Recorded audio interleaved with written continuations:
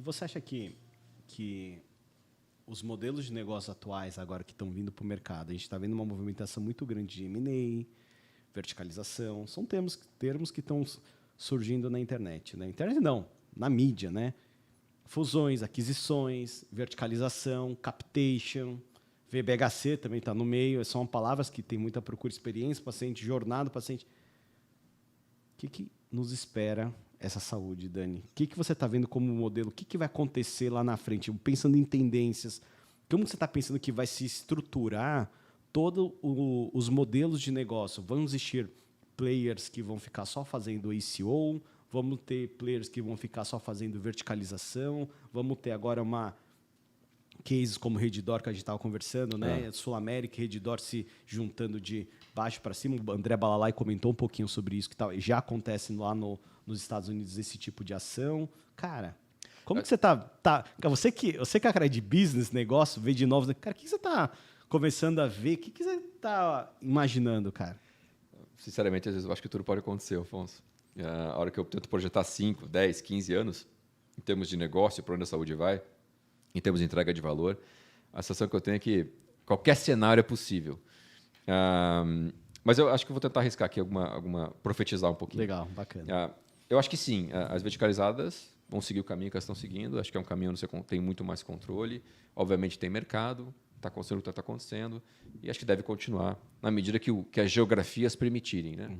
Virou uma guerra quase que geográfica. Né? Aonde que não está verticalizado ainda, deixa eu tentar explorar essa região e verticalizar. Acho que isso deve continuar. Eu vejo os hospitais, aqueles de excelência, de reputação,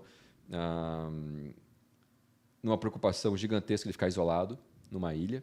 Será que o que me trouxe até aqui de confiança, de tradição, é suficiente para me manter para os próximos anos? O quanto eu preciso sair um pouquinho da minha bolha e me conectar com a cadeia de valor e fazer coisas diferentes? Perfeito. Talvez eu sozinho aqui não seja suficiente mais. Então, eu vejo hospitais pensando em novos modelos de negócio, fugindo aí um pouquinho do tradicional cuidado hospitalar e tentando entregar valor para o paciente em outros níveis de atenção. Primário, secundário, em novos modelos de negócio. Quase que indo numa direção de uma ICO, mas não necessariamente uma ICO, porque ICO, na sua natureza, tem que negociar valor, e acho que isso ainda está um pouquinho distante. Você negocia ainda muito... Você pode mudar o modelo de negócio, é um captation, já ajuda, mas não necessariamente está negociando valor. No captation está negociando preço ainda, no final do dia. Entendi. Eu vejo também a própria medicina diagnóstica fazendo um movimento muito parecido com o do hospital nesse sentido. O quanto que eu posso entregar serviços e valor para esse paciente no modelo de negócio, além da medicina diagnóstica. Então, tipo, ele vai passar, ele não vai ser medicina, mais alguma coisa. Mas você já vê esse movimento. Esse movimento é claro. Claro. Investindo em atenção primária, Entendi. Você investindo em clínicas, você vê grandes laboratórios investindo em clínicas de especialidade. Entendi. Então, veja que eu estou indo além de um tradicional medicina diagnóstica. Eu vejo as operadoras digitalizando, numa tentativa forte de digitalizar. Isso deve continuar para os próximos anos. Mas mais importante do que isso, eu começo a ver as operadoras construindo ou tentando construir um modelo assistencial. Essa é uma crítica, o Balestrin fala isso bastante. Gente, qual é o modelo assistencial? Você não tem um modelo assistencial. Então, como é que a gente vai pensar em entrega de valor se a gente não tem um modelo assistencial bem definido? E não estou falando só no papel, estou falando na prática, porque aí o PowerPoint aceita tudo. Sim, sim. Então, eu vejo uma preocupação muito forte, isso deve continuar em termos de digitalização, construção, estratégia assistencial por parte da operadora. E isso muito tudo acontece, isso que estou falando, por causa dessas startups, dessas empresas que vão surgindo, que nem são startups mais, eles estão até mais consolidados, já estão em terceira rodada aí de fundraising e tudo. Elas começam a jogar essa pressão dos mais tradicionais, de experiência, de revolucionar, de tentar fazer um negócio diferente. Então, assim, eu não tenho É difícil profetizar aqui nos próximos 10 anos, Afonso, mas eu vejo esses desafios que eu citei. E tem um terceiro, que é o controle do sinistro, usando o termo bem de seguradora aqui. Perfeito. O que vamos fazer para controlar a alta de sinistro? Podemos chamar de inflação médica, podemos chamar de VCMH. O que está sendo feito e o que vamos fazer? Acho que muito que a gente falou aqui faz sentido. Novos modelos de negócio, value-based health, integração de dados, estratégia assistencial. Tudo isso acho que ajuda, certamente ajuda. Pessoas, capital humano, isso tudo ajuda a gente a controlar os custos. Mas talvez o tempo vai dizer, talvez aqui, se isso é suficiente. Eu estou percebendo muito no mercado, Dani, já acontece, como as operadoras, vou falar da operadora em si agora, né? Eles têm uma quantidade de vidas, lógico que eles não têm controle de tudo, porque muitas idas, dependendo da operadora ou seguradora, né? E eles estão começando a contratar empresas que estão coordenando essas vidas para eles. Eles estão terceirizando esse serviço. E aí essa terceirização do serviço quarteiriza esse serviço. Não sei se você está percebendo isso. Eu acho estranho. Eu acho estranho. Sabe o que eu acho estranho? Aí eu vou usar uma regra de 1970, talvez, sabe quando que é? É curioso você terceirizar algo que deveria ser teu core. Exatamente. Se eu sou uma instituição de saúde, a partir do momento que você terceiriza o cuidado e você é uma empresa de saúde, talvez você não seja uma empresa de saúde. Exatamente. Talvez você seja uma empresa, um banco. É um banco, é uma venda de benefícios e ele contrata um terceiro para fazer a gestão. Mas, Dani, está acontecendo isso, cara. É, eu percebo. E grandes empresas fortes, vamos falar assim, não vou citar nomes aqui, mas empresas como fosse banco mesmo. E eles têm um time de saúde deles, que eles têm as grandes operadoras, seguradoras junto, e que ele é o coordenador do cuidado. Ele só manda a demanda e eu vou lá e faço aonde ele vai, quem ele é, conversa com o paciente, conversa com o corpo clínico, tem um corpo clínico dele lá integrado. E aí, cara... Pode ser limitação minha, tá, Afonso? Eu tenho dificuldade de ver isso funcionando na prática, com sucesso. Né? Porque são muitas pontas já para se conversar e será que... O paciente é teu. E qual que é o incentivo, por exemplo, desse cara que está coordenando? Que ele... Qual que é o ganho que ele tem? Tá, a prestação de serviço, mas qual que é o, vamos falar assim, a confiança que a gente está falando de... Mesmo. Você entendeu? Será que o cara que está lá, ele entende de... Eu fico meio preocupado. Eu até entendo você terceirizar parte, assim. Acho que alguma coisa você vai ter que terceirizar. Sim. Mas terceirizar a responsabilidade de gerar valor... Pode ser uma limitação minha, tá? Mas eu tenho dificuldade de entender como isso funcionaria. Cara, isso é uma coisa que me preocupa muito. Não que me preocupa, mas eu falo, será que eu tenho que começar a entender um pouco esses modelos? Porque se começar a vir, não sei se chama consultores ou empresas que controlam, eles vão lá, entram na operadora, e eles que vão determinar o fluxo que onde vai o paciente, sendo que talvez isso deveria ser obrigação de uma operadora ou de quem tem, né, uma seguradora. Até porque, cara, senão... Talvez a terceirização disso é assumir que você não tem vocação para cuidar. Pode estar sendo muito crítico aqui agora, mas se eu estou terceirizando o que deveria ser o meu core, o meu principal, talvez eu estou assumindo que eu não sei fazer, não tenho vocação. E a saúde é um negócio de confiança, como a gente falou, mas é um negócio de vocação também. Cara, é muito louco essa conversa, cara, porque você me deu agora insights aqui que eu falei, cara, será que a gente está indo contramão a tudo que a gente está falando, cara? E você sabe que não somos nós que vamos só decidir, são as grandes empresas. Porque hoje, se você pegar a seguradora, hoje grande parte das seguradoras são de quem? São as empresas, que têm a parte corporativa e faz o benefício para o seu colaborador. É grande parte. Isso, né, é claro. Né? Será que a responsabilidade dessas empresas que contratam os colaboradores estão cientes disso só para diminuir custo, sinistro, para ser mais barato, para não aumentar o preço do meu ticket de convênio lá na ponta? Eu fico um pouco... Mas isso explica um pouquinho porque a saúde tá mais atrasada. Né? A gente começa a ver o quanto a gente supervaloriza algumas coisas, achando que é o que vai resolver todos os nossos problemas. Vou te dar alguns exemplos aqui. VBHC. Sim.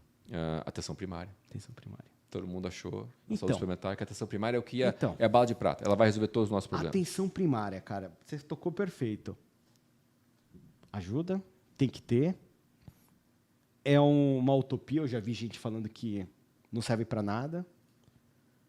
E aí agora o que era base há 1 ano atrás, ou 2 anos atrás, não está sendo mais base. As pessoas, não, isso aqui não serve. Não, vamos fazer arroz e feijão que está tudo certo. Assim, minha opinião, tá? Sou fã da atenção primária. Também sou. E acho que funciona. Mas ela tem que fazer parte de uma estratégia assistencial. Não basta você colocar um médico de família com uma equipe multi, mais uma porta de entrada para ser paciente e achar que você vai, de forma mágica, resolver todos os problemas de sinistro. Esse é o primeiro ponto. Você tem que estar conectado com uma rede. Tem que ter uma rede secundária. Tem que estar conectado com a terciária. Você tem que fazer referência contra referência. Você tem que conhecer, entender aquela população. Sistema conectado para poder navegar esse cara e ter toda aquela parametrização também. Porque senão não faz sentido. Você está dando só mais uma porta para ser paciente. Esse é o primeiro ponto. O segundo ponto, se você não cuida de uma população, e você constrói um modelo assistencial para cuidar, estou falando de negócio, tá? Se bem que tem um viés aqui de assistência. Você começa a cuidar da população, dando acesso, entendendo a população, talvez o sinistro suba. Talvez o sinistro suba no primeiro mês, 2, 3, 4, 5, 6 meses, 10 meses. Se tiver uma população que não estava cuidada, que estava largada, você começa a entregar uma estratégia assistencial, dando acesso, o sinistro deve subir. Não vou ficar surpreso se subir. Provavelmente ele vai subir. Então tem uma questão de você entender isso no longo prazo, entender que ela sozinha não é o que vai resolver os problemas. Agora, se você tem uma visão de longo prazo e começa a pensar o quanto isso volta do ponto de vista sinistro, do ponto de vista saúde, não em 6 meses, não em 1 ano, envelopado numa estratégia assistencial, no modelo assistencial pautado na atenção primária, mas não ela solo, sucesso. Eu confio, eu acredito. Entendi. Dani, cara, eu ainda acho muito legal conversar com você sobre isso, mas eu sou um cara um pouco meio pé no chão, cara. Eu acho que é muito... Cara, é animal, sério, é muito bom mesmo. Mas não acontece nada disso ainda, velho. Eu acho que a gente está ainda na mesma coisa de 20 anos atrás. Estamos ganhando por ganhar, estamos fazendo as mesmas coisas, experiência, um ou outro faz, grandes instituições estão fazendo. Eu acho que o desafio ainda é muito grande dentro da saúde, tá? E eu acho que talvez o nosso grande ponto final de tudo isso, cara, é que essa mudança talvez é para 10 anos, cara. Eu acho que é 10 anos. Talvez mesmo, Afonso. Eu não acho que é para agora. A gente está só brotando um... A gente vai ter uma conversa daqui a 10 anos. Você está com quantos anos agora, Dani? 39. 39? Você tem a mesma idade que eu. Quando a gente tiver quase 50 anos... Não, quase... 49... É ter 50 anos, é isso aí mesmo. Quando tiver 50 anos aí, a gente vai chegar e vamos falar assim, ó, Dani, agora podemos discutir o que é valor, experiência, jornada. Porque, cara, eu sinto assim uma coisa... É uma fagulha. É uma coisa muito pequenininha, né? Tem 2 pontos aqui. Não existe atalho. E o resultado vem no longo prazo.